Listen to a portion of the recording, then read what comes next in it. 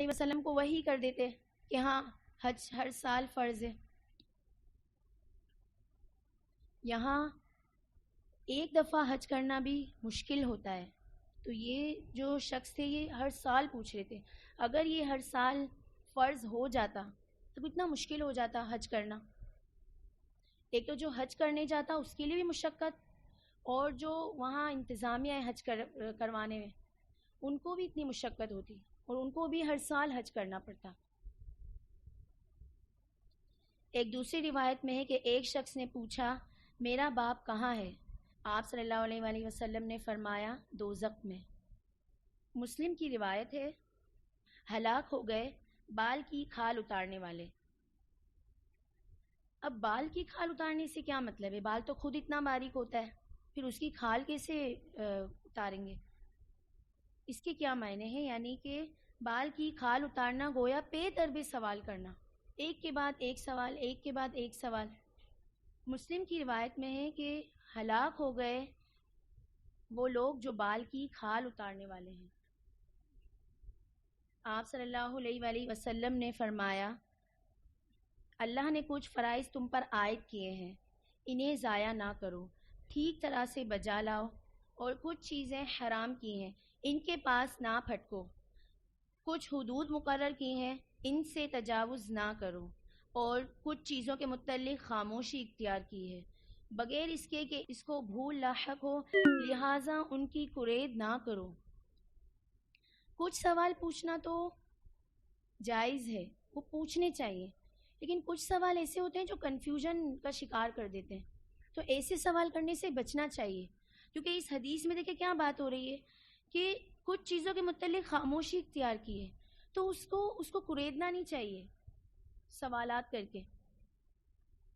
سیدنا ابو ہریرہ رضی اللہ عنہ کہتے ہیں کہ نبی صلی اللہ علیہ وآلہ وسلم نے فرمایا کہ جو میں چھوڑوں یعنی اس کا ذکر نہ کروں تم بھی اس کا ذکر نہ کرو، کیونکہ تم سے پہلے لوگ زیادہ سوال کرنے اور اپنے انبیاء سے اختلاف کرنے کی بنا پر تباہ ہو گئے ہیں. وہی بات کہ زیادہ سوال ہو سکتا ہے کہ انسان کو تباہی کی طرف لے جائے. تو بے جا سوالات کی اس آیت میں ممانعت کی گئی ہے کہ بے جا یا بے فائدہ سوال نہیں کرنے چاہیے، اس سے بچنا چاہیے. صحابہ کرام کے سوال ہم نے قرآن میں پڑھے ہیں، کتنے سوال ہیں ان کے، آپ انگلیوں پہ گن سکتے ہیں ان کے سوال. اتنے گنے چنے سوال ہیں، اور ایسے سوال ہیں علم پر مبنی سوالات ہیں. جیسے یسألونک عن الخمر والمیسر، ہم نے پڑھا ہے نا پیچھے. وَيَسْأَلُونَكَ عَنِ الْمَحِيضِ، وہ سوال کرتے ہیں یتیموں کے بارے میں. تو یہ سوال ہوتے تھے صحابہ کرام کے. یہ جو سوالات ہیں نا کہ آخرت میں کیا ہوگا، آخرت کب آئے گی، یہ سوالات جو ہیں وہ لوگوں کے ہوتے ہیں. صحابہ کرام کے سوالات سے کتنا علم پتہ چل رہا ہے کہ جب بھی سوال کیا علم پر مبنی ہی کیا، جس سے بہت سے لوگوں کو فائدہ پہنچا. ہم سب کو اس سے فائدہ پہنچتا ہوا آ رہا ہے. صحابہ کرام بہت کم سوال کیا کرتے تھے واقعی میں آپ صلی اللہ علیہ وآلہ وسلم سے. جب بھی کوئی بدو آتا تھا آپ صلی اللہ علیہ وآلہ وسلم کے پاس، وہ نبی اکرم صلی اللہ علیہ وآلہ وسلم سے مختلف سوال کیا کرتا تھا. تو صحابہ کرام اپنے کان کھڑے کر لیا کرتے تھے، وہ خوش ہوا کرتے تھے ایسے لوگوں کے آنے پر. کیوں؟ کیونکہ وہ جو ہے ادب سے خالی ہوتے تھے بدو قسم کے لوگ، تو وہ آپ صلی اللہ علیہ وسلم سے مختلف سوال کیا کرتے تھے.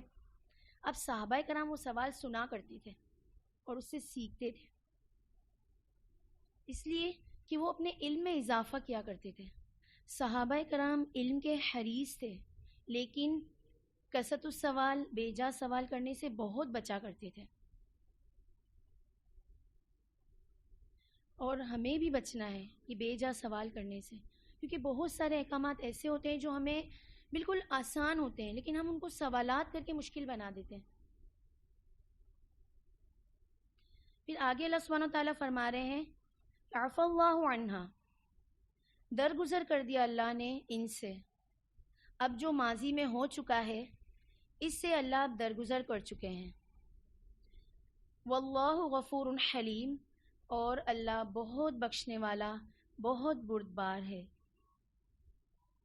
یعنی اب ماضی میں جو بھی ہم سے غلطیاں ہو گئیں، جو بھی کثرت السوال ہو گئے، تو اللہ سبحانہ تعالیٰ یہاں فرما رہے ہیں کہ عفا اللہ عنہا، میں نے معاف کر دیا ہے. لیکن آگے جو ہے ہمیں ان سوالات سے بچنا ہے.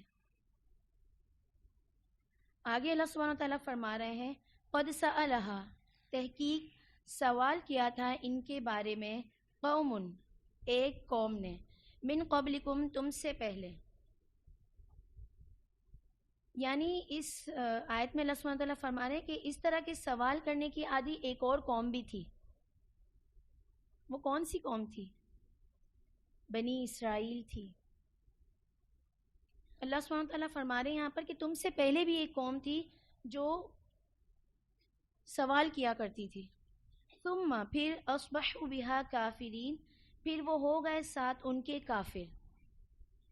یعنی ان سوالوں کے ساتھ پھر وہ کافر بن گئے، یعنی کہ وہ کفر میں مبتلا ہو گئے. یعنی کہ آپ دیکھیں کہ بے جا سوالات کرنے سے کہاں تک پہنچ جاتے ہیں ہم؟ کفر میں. سیدنا موسیٰ علیہ السلام کی جو قوم تھی، اس قوم کا یہاں پر ذکر ہو رہا ہے. بہت پریشان کر رکھا تھا موسیٰ علیہ السلام کو. حضرت موسیٰ علیہ السلام کو بار بار سوال کیا کرتی تھی، بار بار آ کر پوچھا کرتی تھی. اگر آپ گائے والا قصہ یاد کریں جو ہم نے سورۃ البقرہ میں پڑھا تھا، کہ کتنے سوال کیے تھے. صرف ایک اللہ نے گائیں ذبح کرنے کا کہا تھا ان سے، بس ایک سمپل حکم دیا تھا ان کو کیا تھا؟ وہ پورا کر لیں. لیکن انہوں نے پورا نہیں کیا. وہ سوالات کرتے گئے. کیا سوالات تھے ان کے؟ کس رنگ کی ہوگی، کس عمر کی ہوگی، کس طرح کی ہوگی، کیسی دکھتی ہوگی. اتنے زیادہ انہوں نے یہ سوالات کیے، اپنے عمل کو خود ہی انہوں نے مشقت کی طرف لے کر آ گئی ہے. تو اللہ تعالیٰ اسی کا ذکر کر رہے ہیں کہ یہ ایک ایسی قوم تھی جو اللہ کے آسان احکامات کو سوال کر کے مشکل بنا دیتی تھی. اور اللہ سبحانہ تعالیٰ نے یہ فرمایا سورۃ البقرہ میں ہی کہ یہ ان کو گائے نہ ملتی اگر تو یہ انشاءاللہ نہ کہتے.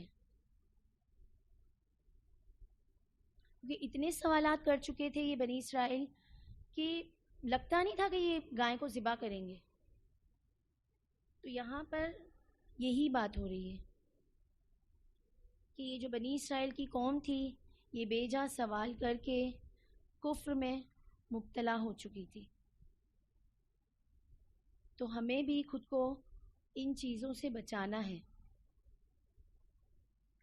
اگر آپ صحابہ کرام کی زندگی دیکھیں تو وہ اتنی علمیت پر مبنی سوال کیا کرتے تھے، اور جب کوئی دوسرا بھی سوال کرنے آتا تھا تو ان کے بھی سوالات سنا کرتے تھے. ایسا نہیں تھا کہ وہ جو کوئی اور بھی جو بدو قسم کے لوگ سوال کرنے آتے تھے تو وہ سوال سنتے نہیں تھے. وہ سوال سنتے تھے اور پھر اپنے علم میں اضافہ کیا کرتے تھے. ہم سب کو بھی غور و فکر کرنا ہے کہ کہیں ہم بھی ان لوگوں میں تو شامل نہیں ہیں. کیونکہ کیا حدیث ہے کہ ہلاک ہو گئے وہ لوگ جو بال کی کھال اتارتے ہیں. ایسا ہوتا ہے نا آج بھی ہمارے معاشرے میں کہ ایک سوال کے کتنے مطلب نکال لیے جاتے ہیں، اور ایک سوال کی کتنی مطلب اتنا کنفیوژن کر دی جاتی ہے کہ وہ سوال جو وہ پیچیدہ یعنی مشکل سے مشکل ترین ہو جاتا ہے. تو جو اللہ نے ہمیں جیسا حکم دیا ہے اس کو ویسے ہی من و ان قبول کر کے اس کو جو ہے عمل میں لے کر آنا ہے انشاءاللہ. جن آیات کی ہم نے تفسیر کری ہے انشاءاللہ ان آیات کی ہم ابھی تلاوت سنیں گے.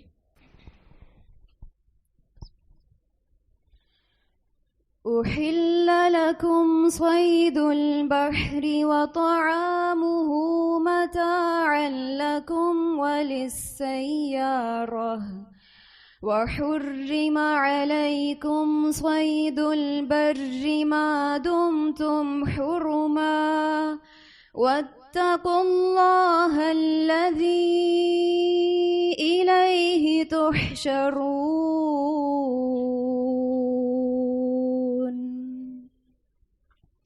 جعل الله الكعبة البيت الحرام قياما للناس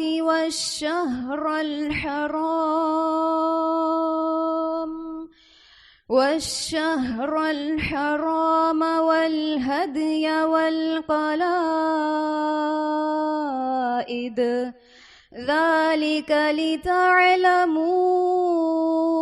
أن الله يعلم ما في السماوات وما في الأرض وأن الله بكل شيء عليم. اعلموا أن الله شديد العقاب. اعلموا أن الله شديد العقاب وأن الله غفور رحيم.